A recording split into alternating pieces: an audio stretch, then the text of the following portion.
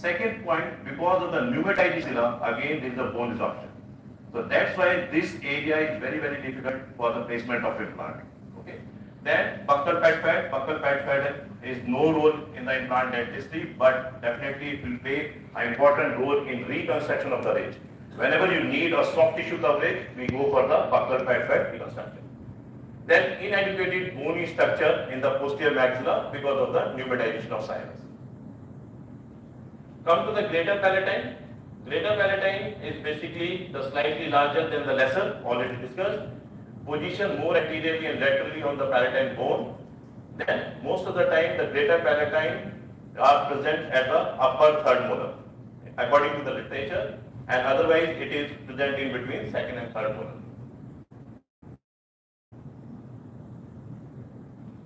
The another important point is, if you still check the palatal vault. Everybody know about the palatal vault. हम कहते हैं, कुछ लोगों कहते हैं हाई आर्च पैलेट है, कुछ को कहते हैं मॉडरेट है, कुछ को कहते हैं शैलो पैलेट है.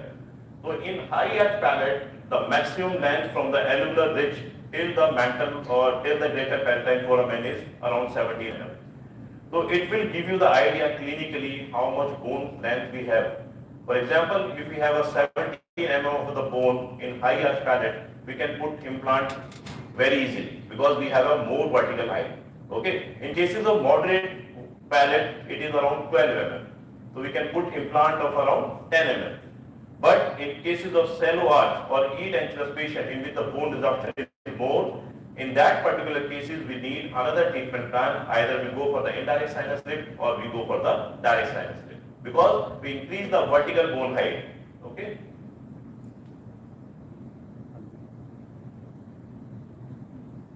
With respect to the greater palatal anatomy, the another thing is connective tissue graft. Why we use the palatal side more for the connective tissue grafting? Why we need to know about the greater palatal artery? Because it will give the posterior limit during the surgery. If you are going beyond the greater palatine foramen, there are more vital structure and there are higher chances of bleeding and nerve injury. So we are anterior to the greater palatine foramen. Whenever you need either for the reconstruction or you need the connective tissue grafting for soft tissue reconstruction, this part we discussed in the second module for the soft tissue grafting. Okay. Otherwise, this is the very good graft, connective tissue graft. If you have a recession, if you have a defect over the implant, you can put it, take it from the greater palatine area and put it there. Okay. Maxillary sinus, as we all know, it is also known as antrum of Einhorn. So initially in the childhood age, around the 10th week of the gestation, it is and 12th, 13th year, it is growing more and more. And till 14 years, according to the literature, we can say it is completely grown. So that's why we are not putting implant in children. Okay, because the maxillary sinus is not completely grown. If you are missing tooth in a 14-year child in a posterior area of the maxilla, the implant is not a choice of the treatment.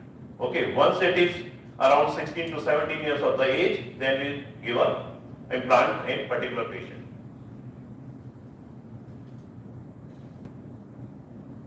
This is the another thing which are present in a maxilla. The maxilla having a septate.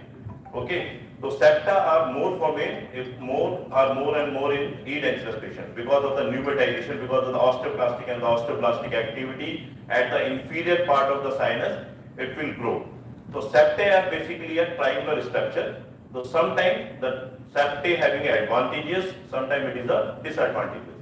For example, you are going for the direct sinus lift. If there are multiple septa are present in the sinus, we are not able to lift the membrane. Okay. It is difficult to lift the membrane without perforation. So in that particular sense, septae are not very good.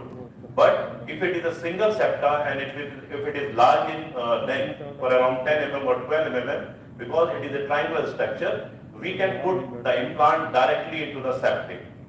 Because it is a native bone and the normal bone which is present inside the sinus. So in this type of cases, we are not need to lift the sinus membrane and put implant in a septal bone, not inside the sinus. Okay. Another advantage of the septa, if the septa is long and it is divided into two compartments, anterior compartment of the sinus and the posterior compartment, and we need to put an implant. For example, the bone height is less. अगर हमारे पास कुछ bone है, 8 inch patient है, 5 mm का bone है खाली, तो उसके अंदर implant तो डाल नहीं सकते.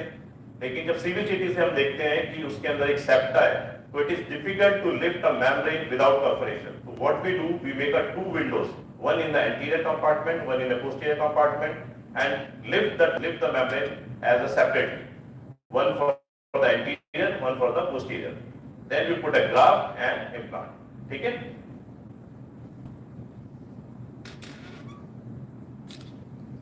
This is the thing in the maxillary sinus. As we all know, the maxillary artery divided into the posterior superior artery going into the canal. It gives the branch of the infraorbital artery. These arteries are basically the main supply for the maxilla. Okay. These arteries have anastomosis at the anterior and the posterior area, like in this diagram. If you see, the maxillary artery is the first branch, the posterior superior artery. It will go inside the canal and leave the infraorbital artery. In between, if you see, one is dotted artery, not the solid one, that is the intraosseous artery. Intraosseous artery means it is inside the sinus. Extraosseous means that is outside the sinus. So there are two supply for the maxillary sinus. One is intraosseous, that is going inside the sinus membrane. One is outside, that means outside the bony surface of sinus. So what is the significance? Whenever you are going for the incision, okay, the maximum depth of the area. So whenever you are going for the flap surgery or you are going for the flap reflection, either you go for the clavicular incision or you give incision at the distal side of the third molar and medial side of the premolar if you are planning for the 2 or 3 implants simultaneously. Okay. Second thing is, don't give direct incision from one center of the gingival surface to the mucogingival junction. If you are giving direct incision over the attached gingiva or the free gingiva, there are higher chances of injury to the extraosseous artery of the maxillary sinus. Then it will cause bleeding. So best incision is clavicular or trapezoidal flap, clavicular with two releasing incision and reflect the flap completely. The nerve supply, you all know the V2 part of the trigeminal nerve, that is the maxillary artery. It will divide into the posterior superior artery, then it will go inside the canal, it will again give a anterior middle superior and anterior superior. This is the diagram I am discussing just. The lower is the extraosseous artery. It is the anastomosis between the PSA and the infraorbital artery, and the dotted one or the shaded one is the intraosseous. So if you see the dimension from the molar, it is around 1 centimeter and 1.3 centimeter or 13 mm from the premolar and 16 from the second molar. So basically in the distal side of the sector, it is the most safer zone for giving the releasing incision. If you give a direct incision in a molar area, there are higher chances of injury for the extraosseous artery. The second thing is inside the sinus. Inside the sinus, it is around 1.5 centimeter approximately. It is from the gingival surface or the bony crest. Okay, but the intraosseous arteries are less chance to severe as compared to extrasinus because the intraosseous artery is completely entangled with the sinus membrane. तो जैसे आप sinus membrane को lift करते हो, it is again lifted along with the sinus membrane. So there are less chances as compared to extraosseous.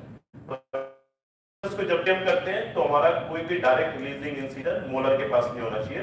It should be behind the second molar और the distal line of the second molar. ठीक है, तो there are chances. Anterior releasing incision should be measure to the first premolar.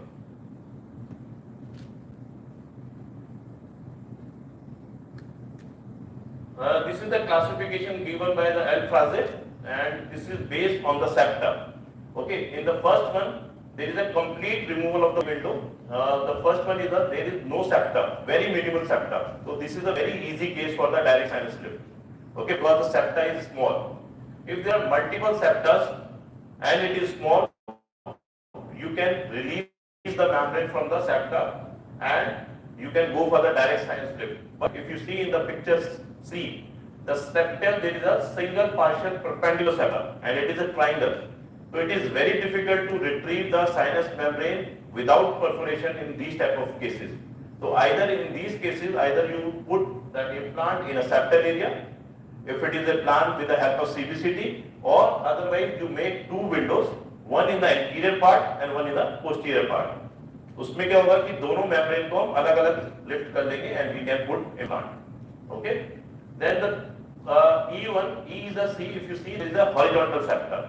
So in these type of cases also, it is difficult to retrieve the sinus membrane from the floor, but it is advantageous because it will give the upper end, the horizontal part वाला जो bone है, अगर आप उसमें implant type करेंगे, the apex of the implant is directly entangled with the horizontal part of the bone, so it will give a primary stability.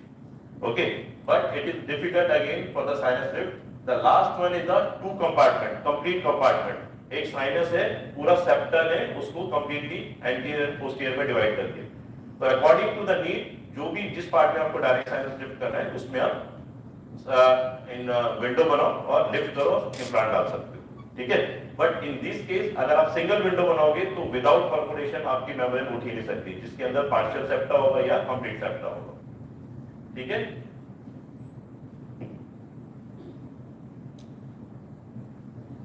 This is the example. If there is a partial septa, if you see there are two windows for the sinus, and then in the last one, we are putting a graft in a separate window and put an implant if it is possible. Because there is direct sinus lift or in an implant dentistry, there is a criteria 3579. Always remember 3579. If the bone height in a sinus area from the crest to the sinus membrane is 3, it is the ideal case for direct sinus lift with grafting without implant placement. ठीक है. अगर हमारा crest है, alveolar crest और sinus membrane, उसके बीच में जो bone है वो 3 mm है, so that is the case of direct sinus lift with grafting without implant placement. If it is 5, if the vertical height is 5, then we go for the direct sinus lift, bone grafting and simultaneously implant placement.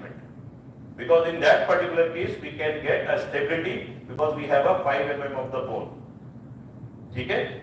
7 means if there are 7 mm of the vertical height, in that particular case we are going for indirect sinus lift. Because already we have a 7 mm vertical height from the crest till the sinus membrane. We are just lift with the help of indirect procedure and put an implant.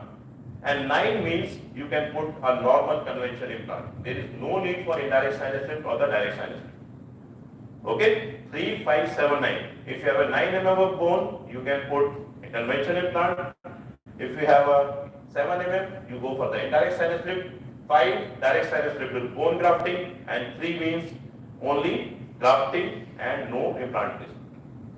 Understood? It is only for the maxillary sinus area.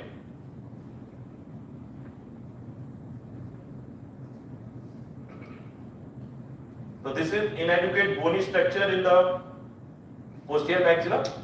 So this is again a classification given by the Alfrazzi, class 1, 2, 3, 4. If the bone is more than 8 mm or 9 mm, then you go for the conventional implant.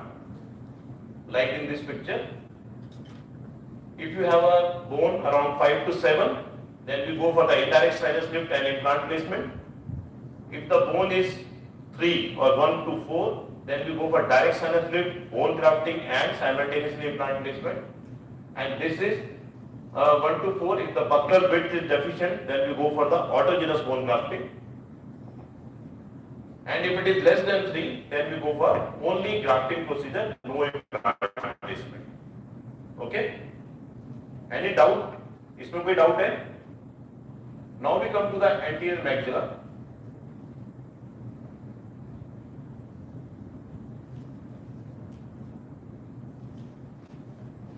In the anterior maxilla or the pre-maxilla area, what are the structure we have in the anterior maxilla? Till canine we have an anterior maxilla, correct? तो इसमें हमारा कौन सा structure होगा? Nasal cavity हो सकता है anteriorly और इंसिसिव फोरामेन हो सकता है. तो where is incisive foramen present? just behind the central incisor, correct? So it is the midline on the anterior maxilla. So in that there is the incisive foramen. अगर आप इसमें देखोगे तो incisive foramen पता लग रहा है कहाँ पे? फर्स्ट पिक्चर में कहाँ पे?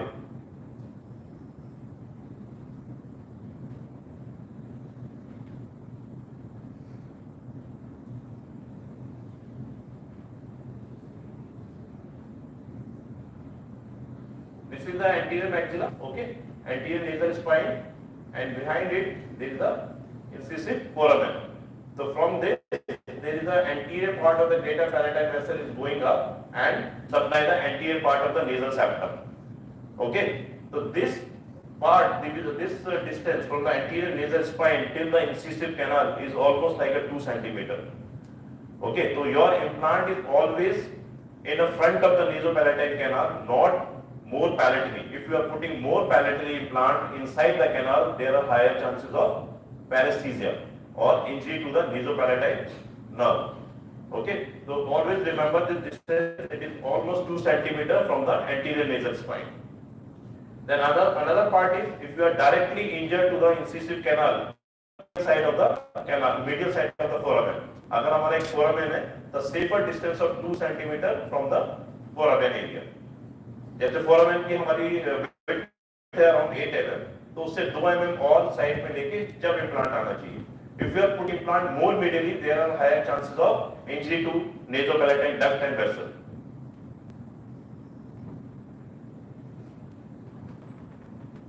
This is the nerve supply, the nasopalatine nerve, which is supplying the anterior part of the maxilla. Then infraorbital foramen. Infraorbital foramen पता है सबको? It is just below the infraorbital rim, around 1.5 centimeter. There is a depression. From that, there is the infraorbital nerve is passing out with the 3 terminal branches. What are the 3 terminal branches? One is going at the lower eyelid, one is on the lateral side of the nose, one is going at the upper lip. So any injury during the reflection of the flap, if you are reflecting the flap in an anterior maxillary area and you are reflecting till the infraorbital foramen, there are again higher chances of injury. Again it will cause paresthesia to the upper lip, lateral side of the nose and the upper eyelid. Fine? So always remember this, the infraorbital foramen and the nerve supply of that. Another important structure is the branch of facial artery. The branch of facial artery is running from the corner of the mouth. It is going on the upper lip and inside the nasolabial fold. Okay. So if there is a direct injury or direct incision over the mucosa near to the nasal cavity, there are chances of injury to the angular part of the facial artery. And again, it will bleed like a hell. There is a lot of bleeding. Until and unless you are ligating the facial artery, it will not stop. Okay. So you have to know about the limit, at which limit we have to reflect the flap. So in implant dentistry, until and unless you are doing a major procedure, for example, the ridge augmentation or bony augmentation or distraction, something like that, you are reflect the flap very minimal. You are just giving a crestal incision, reflect the flap till the attached mucosa and do your implant placement and close it back. If you are reflecting more and more, there are higher chances of injury to the wireless fracture. Okay?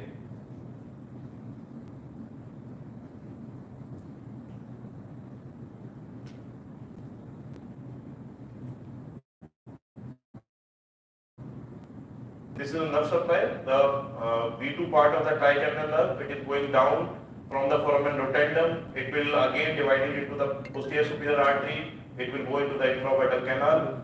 Before going into the canal, it will give a posterior superior nerve, and inside the canal, it will give the medial superior and the anterior superior, and coming out from the foramen with the 3 terminal branches.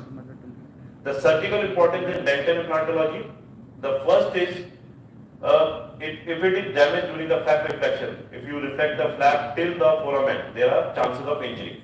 So how you prevent it? With the help of CBCT, we can find out where the foramen, where is the exact location. Second, by terminating flap reflection at the level well below the infraorbital foramen. अगर आप ज़्यादा reflection करते रहोगे तो nerve injury होगा. Implant के लिए वो जरूरी नहीं है, तो उसको हमें कम करना है. Third, by gentle soft tissue retraction.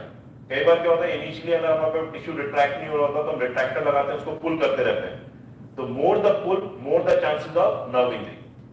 Okay, तो be gentle with the soft tissue and keeping the retractor a safe distance away from the nerve. अगर आपको लगता है कि नर्व दिख भी रही है, if you find out the nerve, your retraction should be away from the nerve. It is not over the nerve. If you are over the nerve, then there is a chances of nerve injury.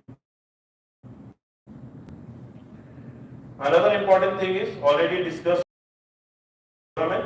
Incisive foramen is basically the structure from which the palatal duct and vessel are passing out.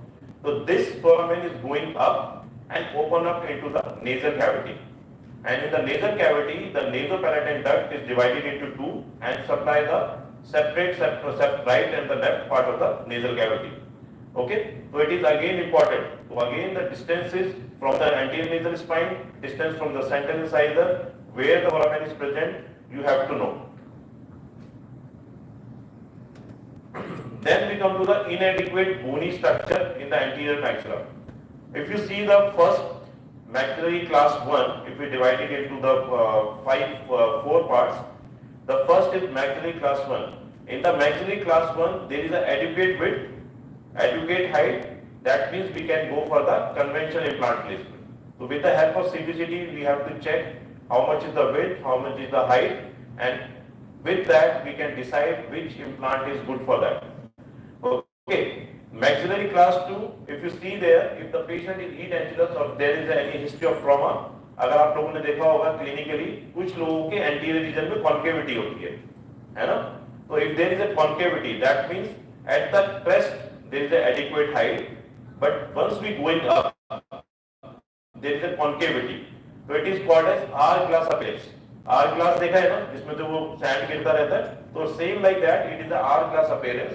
In that, the center part of the ridge, there is a deficient of bone, and at the top and the crest, there is a sufficient amount of bone. So in these type of cases, we are either go for the conventional implant, we put an implant more palatally to prevent the thread exposure, or if there is any thread exposure, then we go for the GBR, that is called as guided bone regeneration. Fine. Other than that, nowadays we have more advanced technique, something called as denser burr.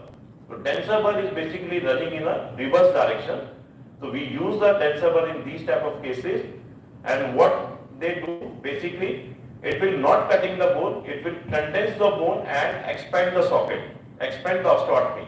So that means there is no exposure of the thread. So either we go use denser burr, we use the GBR in these type of cases. Then class 3A and B, if you see there, there is a knife edge ridge. Okay, the vertical height is okay for the implant, but there is no width. So in these type of cases, either we go for the GBR if you want to place an implant, or we go for the autogenous graft. We take a block graft either from the ramus, from the body of the mandible, or from the chin, and we put over the implant. So if you want to put autogenous graft, we are taking from the body. If you don't, the patient is not allowed, then we go for the genograft or the allograft.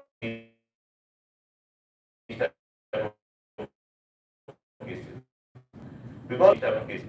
But in class 4, if you see the class 4, there is a deficient bone, a vertical as well as in the horizontal direction. So these type of cases basically require ridge augmentation. Either the ridge augmentation with the placement of the autogenous graft, or with the distraction osteogenesis, or with the allular distraction. So these type of cases are actually not a good case for the implant. Like class 5. Till class 3B, we can manage very easily.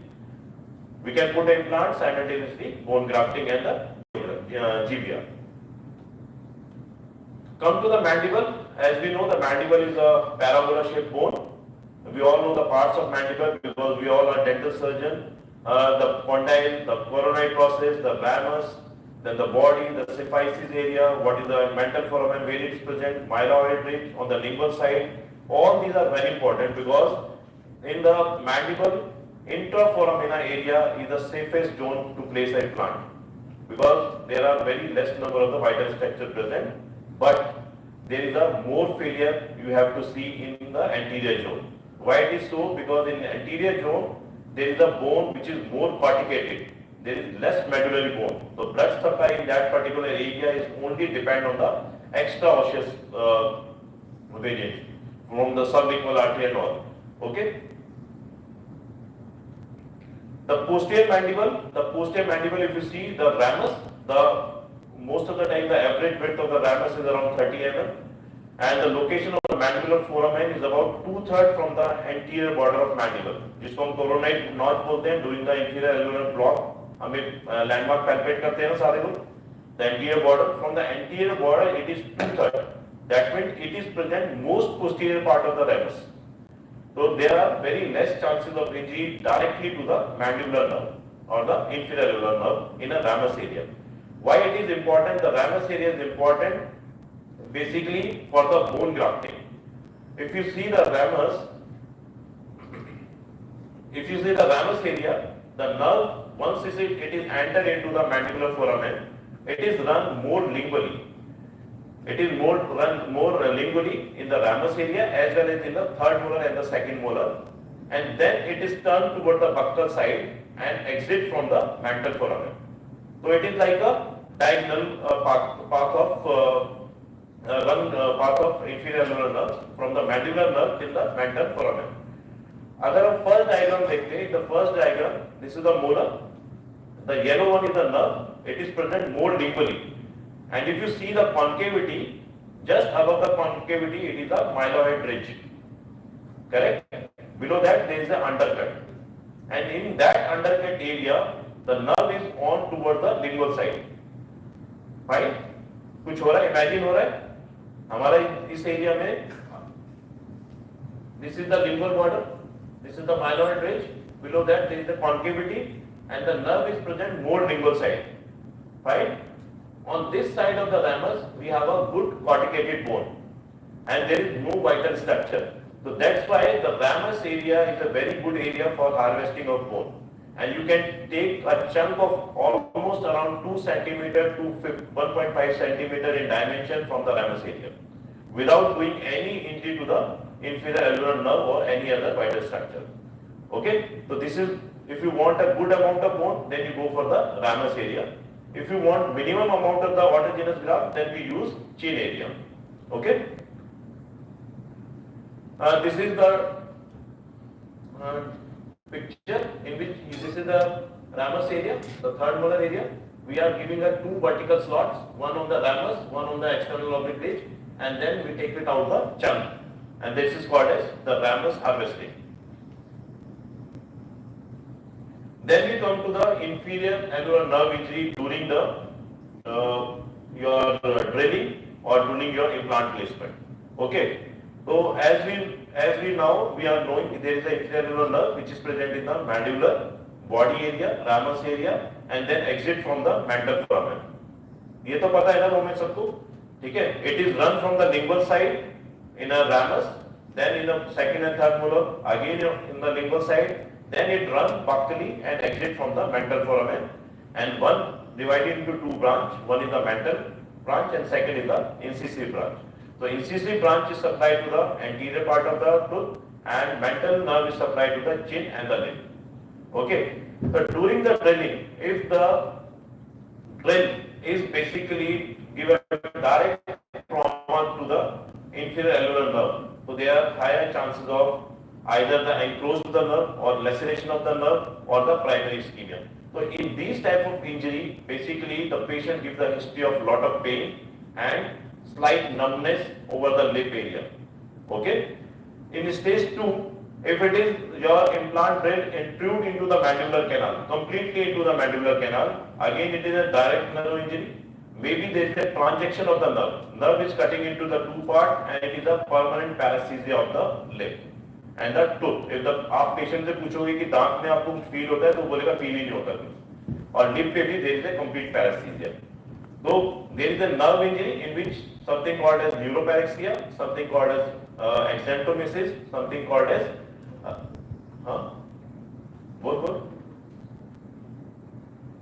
neurontomesis. Okay, so neuroparexia is basically a transient loss of paresthesia or the transient loss of nerve sensation in that particular area, and it will recover within week or 10 days or a month. But once there is a transaction of the nerve, it is a permanent injury to the patient. So that's why whenever you place an implant, it should be 2 mm above the vital structure. ये शायद बताया होगा किसी ने किसी lecture में. It should be 2 mm from the vital structure, 2 mm from the sinus, 2 mm from the any blood vessel if it is present in and around. Okay. Third one is there is a partial implant drill intruded into the mandibular canal which cause indirect trauma. Sometimes your drill is buccal or lingual and it is near to the canal. In that particular time there is an indirect injury and again it will cause secondary ischemia. Secondary means पहले patient को हफ्ता बाद 10 दिन कुछ नहीं लगेगा, but after some time there is a signs of paresthesia or dysesthesia. Patient बोलेगा मुझे altered sensations आ रहे हैं कुछ. So again you are going for the CPCT check either you are injured to the nerve or not and then plan for the implant placement. The third one is the thermal stimulation. Why उतना ही temperature close to the canal and but not enter inside the canal. Then there is a hematoma formation. Then there is a hematoma formation. That hematoma put a compression over the nerve and again it will cause paresthesia. ठीक है, तो be aware of during the implant placement. Ideally you should be 2 mm above the inferior alveolar canal whenever you are putting an implant. So how we prevent the inferior alveolar nerve injury? First, with the CBCT scan, we have to identify where is the nerve and according to that we can plan our implant. Safety margin of 2 mm of more. अगर 2 से ज़्यादा ही होगा तो better होगा. 2 से कम होगा तो there are chances of nerve injury. Use drill stoppers. तो आजकल जितने भी implant system आ रहे हैं उसके अंदर drill stopper है. For example आपने क्या किया? एक implant plan किया 4x10 in a molar area.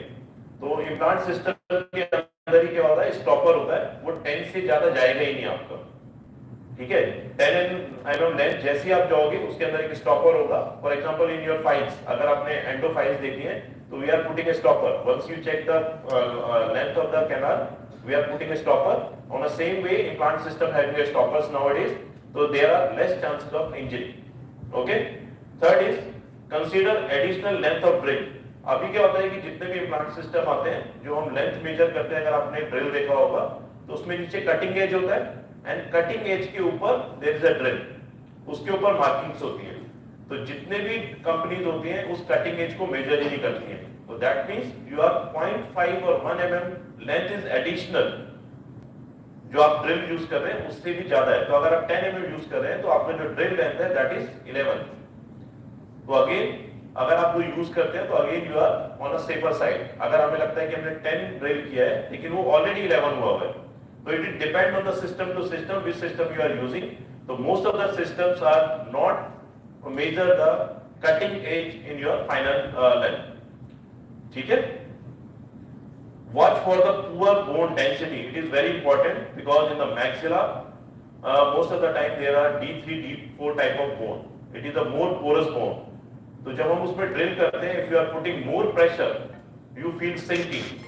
आपको लगेगा एकदम ड्रिल आपकी ऊपर चलेगी अचानक से. There is no stop.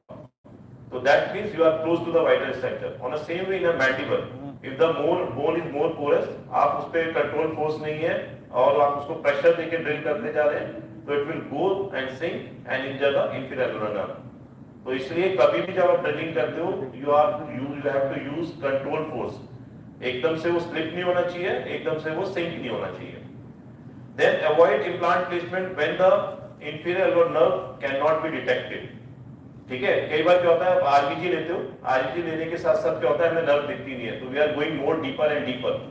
तो अगर नर्व नहीं दिख रही तो डोंट पुट द इम्प्लांट, और otherwise you take the X-ray in 2 dimension, one according to the parallel technique, one according to the slop rule.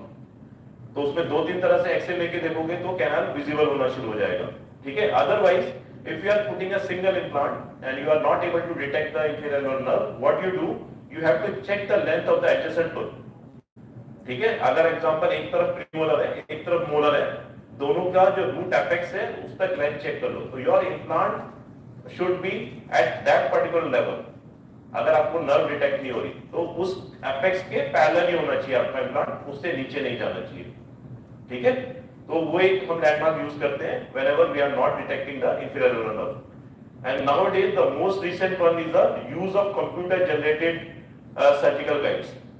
तो इससे क्या है कि it is more precise, less chances of injury to the any vital structure because ये पूरा का पूरा computer guided है with the software. Now our college having the same software. I think within month we are starting the formation of surgical guide spread. तो अगर होगा तो in second or third module we are able to do the demo on the surgical guides also.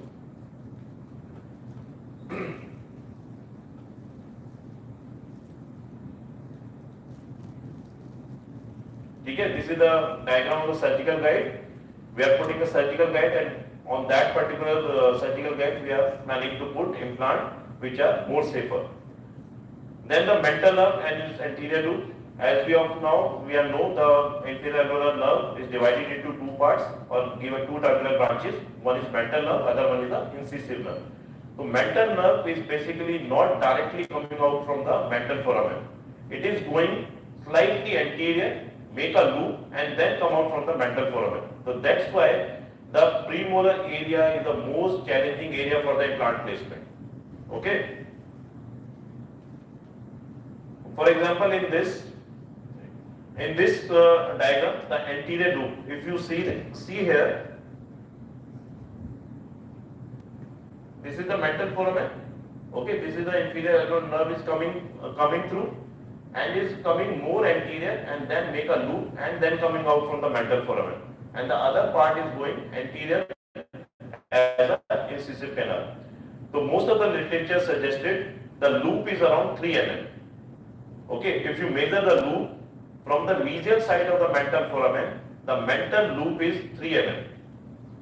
Okay, so whenever you put an implant, it should be 5 mm away from the mental foramen. Why it is so? Because we have a loop, anterior loop of 3 mm plus the safe distance of the vital structure is 2 mm.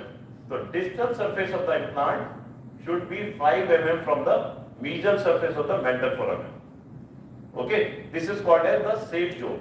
If you are putting an implant near to the mental foramen, as for example 4, the first premolar, most of the time there are higher chances of injury. Okay, understand this one? The anterior loop concept, it is very very important in cases of premolar area. So it should be 5 mm away from the medial surface of the mental foramen. ठीक है?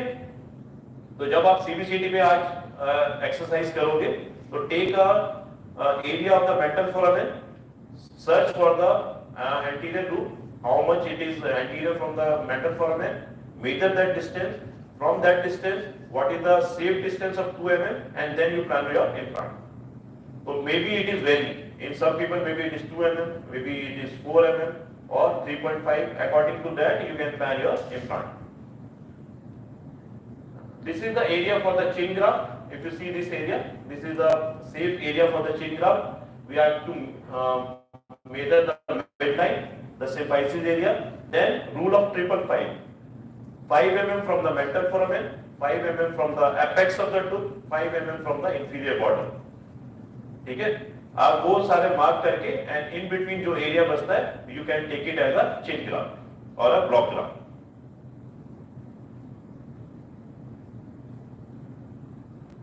Then the lingual nerve, we know the lingual nerve is once the inferior alveolar nerve is going inside the mental foramen or in the mandibular foramen, the nerve is coming out and going into the soft tissue and supply the mucous membrane of the lingual side of the lower mandible, the floor of the mouth and the anterior part of the tongue, right? So whenever you give your incision in the mandible area, either it should be on the crest, and once you go in posteriorly, it should be either the 30-degree angulation or it should be more buccal. Okay, if you are giving your incision on the lingual side, there are higher chances of lingual nerve injury. Okay, so whenever you give incision on the id-anchulus mandibular area especially, it should be go more buccal in a retromolar area or the third molar area. Okay, और हम क्या करते हैं, हम लोग कैसे करते हैं in the third molar surgery, we are palpating the anterior border of ramus जो हमारा एंटीरियर कॉर्नोइड नॉच वाला एरिया होता है उसको पैल्पेट करते हैं और उसी नॉच के ऊपर हम अपना इंसिजन देते हैं. तो it is more buccal side. If you are giving incision more straighter, it will injure the buccal nerve. If it is more lingual, then it will injure the lingual nerve. So always aware of that. It should be more buccal, not lingual or straight.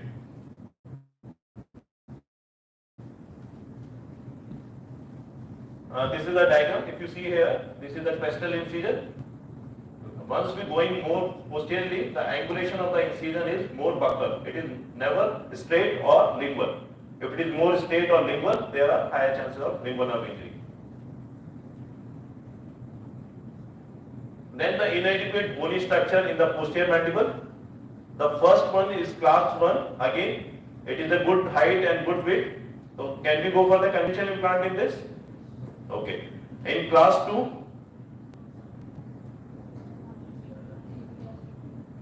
again there is a good medullary bone, good height. So in these type of cases, either we go for the annuloplasty, make the ridge flat, and then we search for the width. If we get a width after the annuloplasty, then we go for the conventional implant. If it is not, then we go for the another technique that is called as ridge split. So basically, we split the ridge into two, and then we increase the width and put an implant. Okay. Then the third one, again it is more corticated bone, medullary bone is less. Vertical height is good.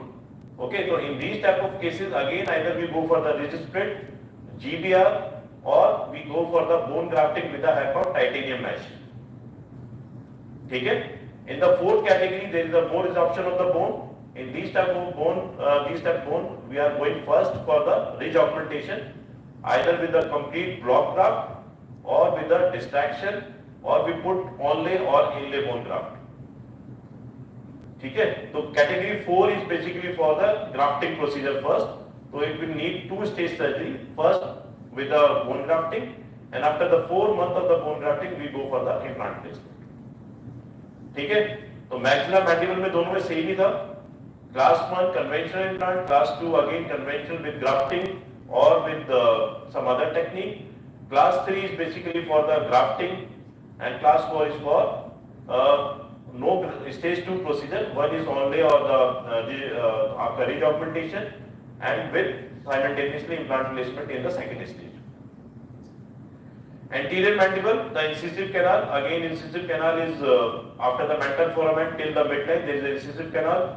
Again, in the CBCT, you can identify the incisive canal, and 2 mm from the incisive canal, you can put up implants. Okay. This is the incisive canal. The true length is around 8 to 10 mm from the inferior border. This is the cadaveric picture of inferior canal. Then the sublingual artery. This is again another important structure which is present on the lingual side of the anterior area, the sublingual artery. It is a branch of, anybody? It is a branch of lingual artery. Lingual artery is a branch of external carotid artery. Okay, so from the external carotid, lingual artery is one branch which is going into subdivision and give a sublingual artery. So sublingual artery is basically supply the sublingual salivary glands, muscles, muscle attachment वहाँ पे कौन सा है? Myeloid muscle attachment है. It is running above the muscle, myeloid muscle, genoglossus, genohyal muscle. So all the muscles of the floor of the mouth and the tongue are basically supplied by the sublingual artery.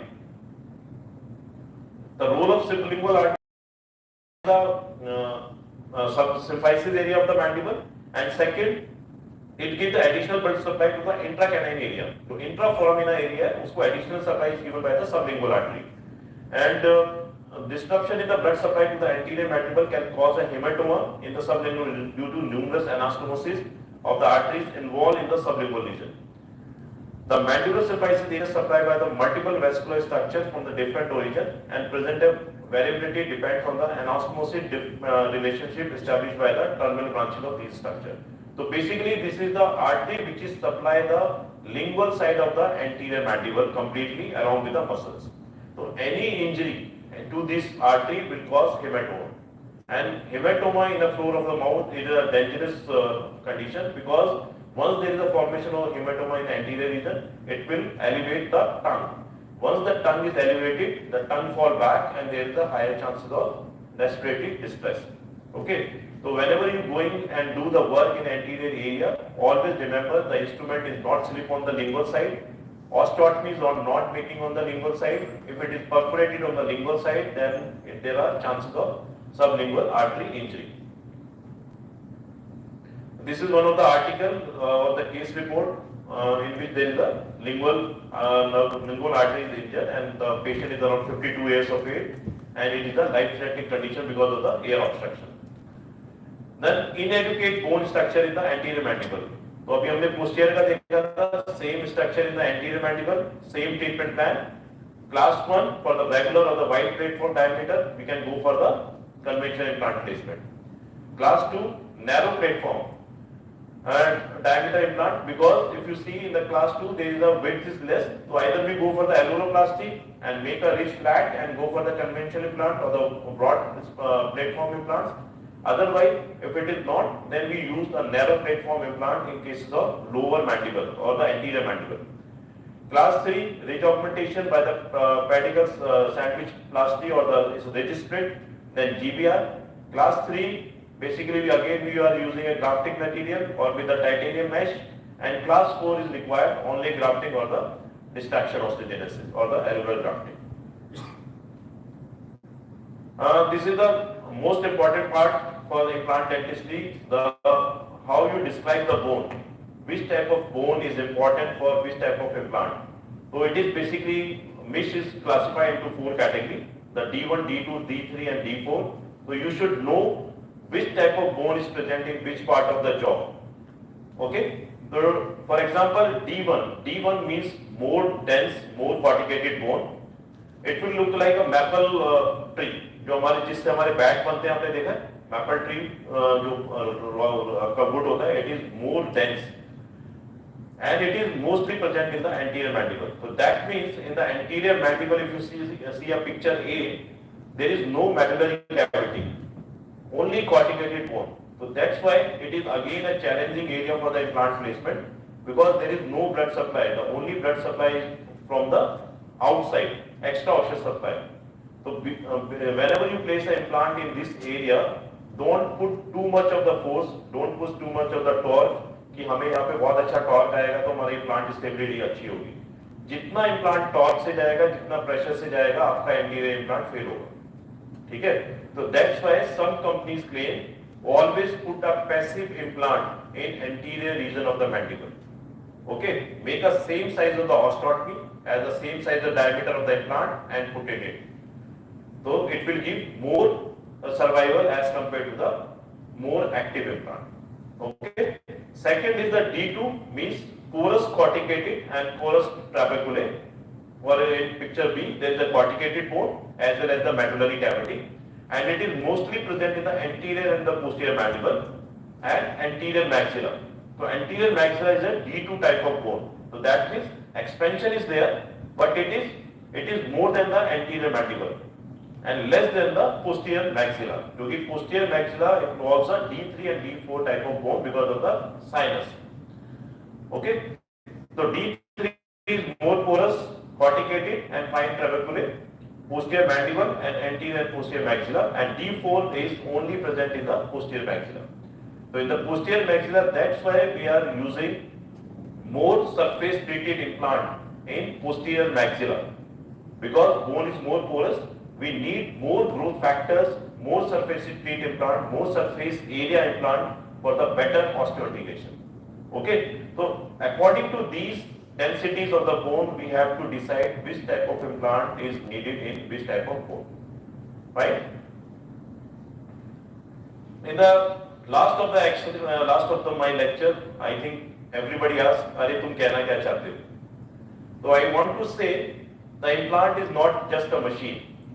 Okay, you need a proper anatomy, you need a proper knowledge about the implant system, and then you go for the implant placement. If you are thinking it is just a screw, you are putting an implant in a bone and it is successful, it is never successful.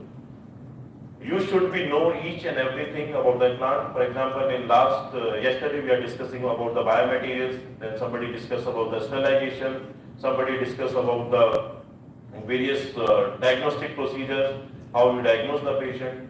So everything is important whenever you go for the plant. Okay? So if you have any doubt, so you can ask me. Thank you so much. No doubts? That means everything is clear. Clear from the head.